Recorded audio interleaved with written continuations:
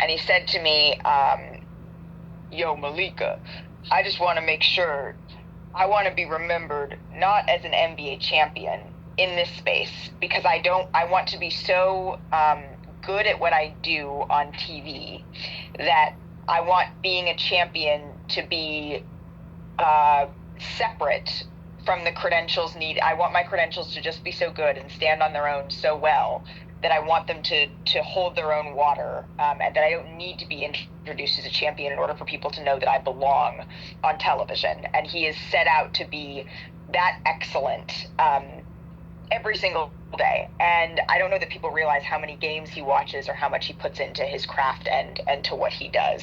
And I remember one day I was kind of having a little bit of a stressed out. Everyone is asking me for all these different things. And he looks at me before we walked in the studio and he says, Malika, don't let anyone steal your grace. And then he kept walking. And so it's little things like that. Like, that's what Perk is like for us around the show and around the set that I don't know that everybody always sees.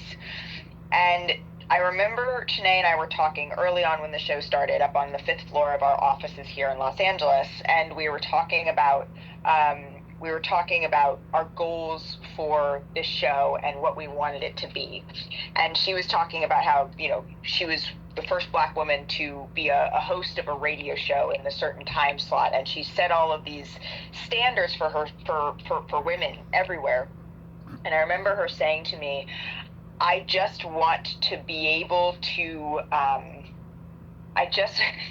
she said, I just want to be able to walk into a room and to make sure, hang on one second, thank you. I just want to be able to walk into a room and make sure that everyone knows that, as she said, I'm not just here to cover men's basketball, women's basketball, I'm here because I'm an excellent analyst. And over the last 5 years, that is what I've seen Chanae, and that's what I've seen Kendrick do.